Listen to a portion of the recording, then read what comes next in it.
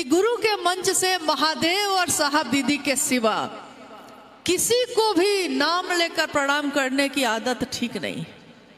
किसी को भी, हम हो चाहे कोई हो, क्योंकि ये आदत बन जाएगी हमारी।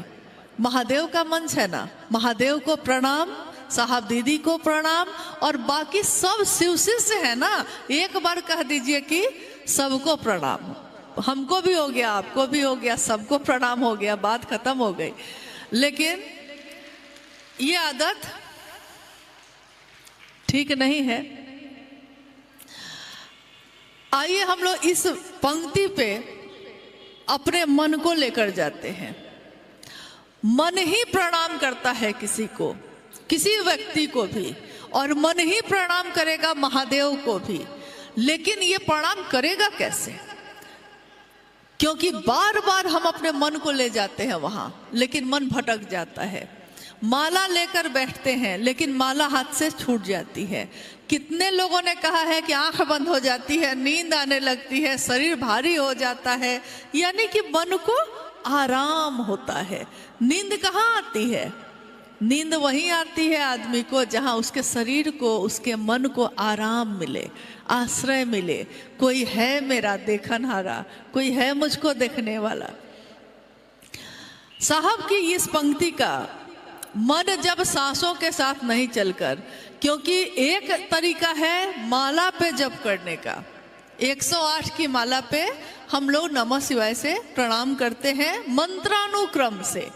मंत्रानुक्रम का अर्थ होता है मंत्र अनुक्रम से, यानी एक के बाद एक, एक के बाद एक। जैसे माला हमने ली तो हम प्रणाम कर रहे हैं महादेव को, तो महादेव पे हमारा ध्यान, जो ध्यान आता है, कोई जरूरी नहीं है कि आपके ध्यान में क्या आता है।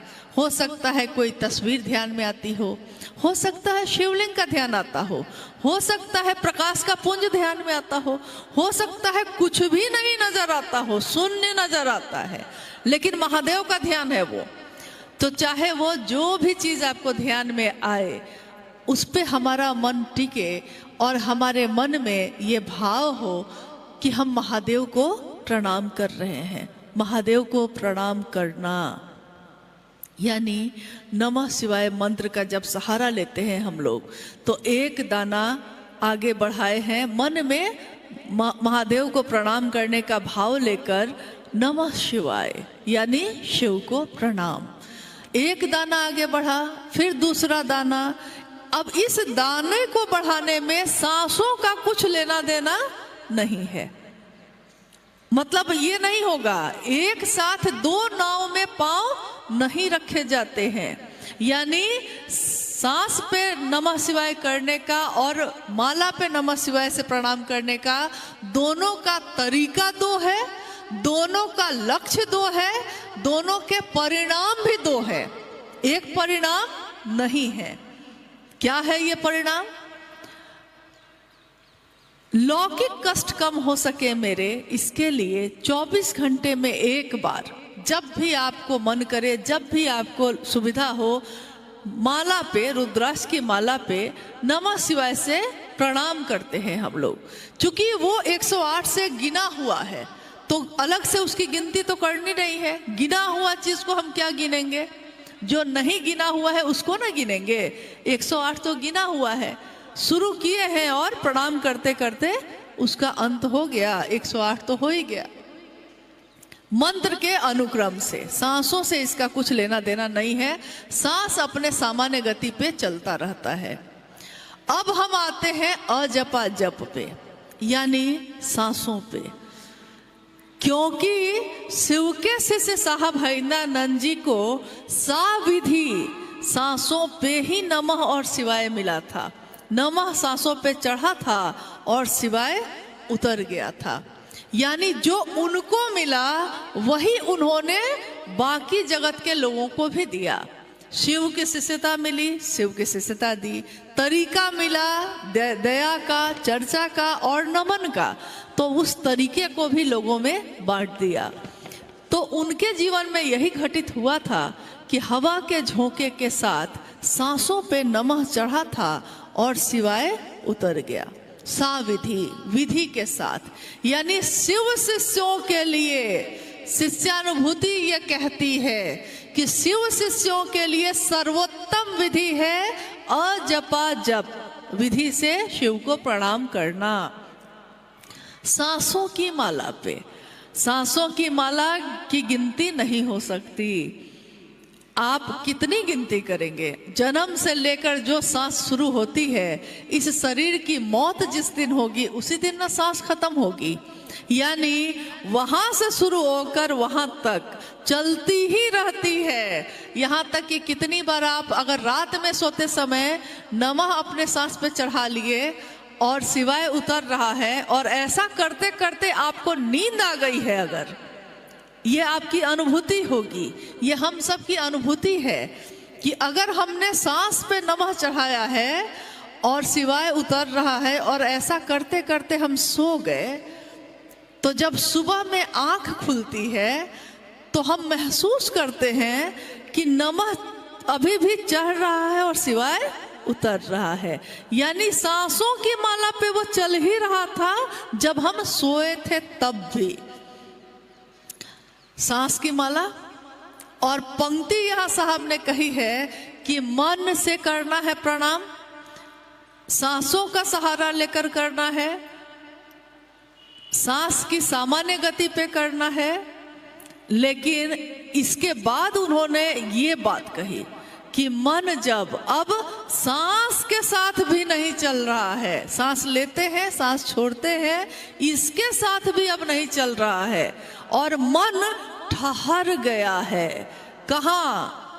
जिस मंत्र का हम मनन कर रहे हैं, जिस मंत्र का सहारा लेकर हम चल रहे हैं, हर उस मंत्र में उस देवता की ऊर्जा होती है, चैतन्य, यानी उस देवता की ताकत। नाम नहीं, शरीर नहीं, तस्वीर नहीं, प्रतीक नहीं, स्वयं वो देवता ही, स्वयं वो ऊर्जा ही। तो नमः शिवाय मंत्र में किसकी ऊर्जा है? स्वयं महादेव की। मन जब सांस के साथ भी अब नहीं है, सांस चल रही है लेकिन मन ठहर गया, कहाँ?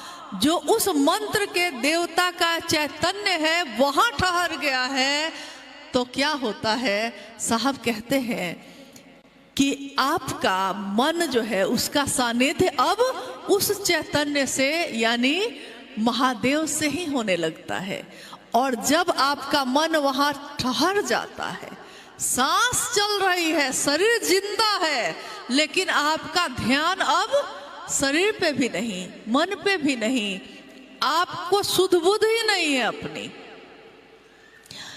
ये घटना हुई थी साहब के साथ, कितनी बार हुई, लेकिन एक बार जिस घटना के समय हम लोग भी उपस्थित थे, उस घटना को जो आंखों से देखा, जिसमें ये पंक्ति चरितार्थ हुई, उस घटना को आपको बताते हैं।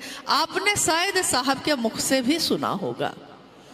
महाशिवरात्रि का आयोजन था रांची में शाखा मैदान में, और शाम की आरती का समय हो गया।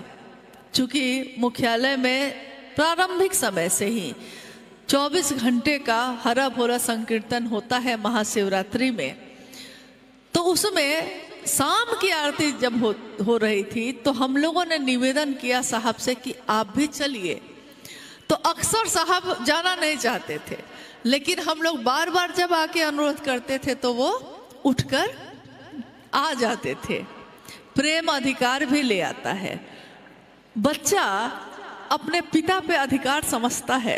पिता कहते हैं नहीं करूँगा, बेटा कहता है चलिए ना, नहीं नहीं जाएंगे, तो पोती आके कहती है चलिए बाबा, और हाथ पकड़ के उठा के लेके चली जाती है। महादेव के साथ भी हमारा आपका यही रिश्ता है, और साहब दीदी के साथ भी ऐसा ही रिश्ता है। प्रेम तो अधिकार लाता है। साहब ने इनकार पहले किया, फिर जब जाके गौरी जो यहाँ बैठी है थोड़ी छोटी ही थी, चलिए बाबा, हाथ पकड़ कर लेकर उनको आ गई।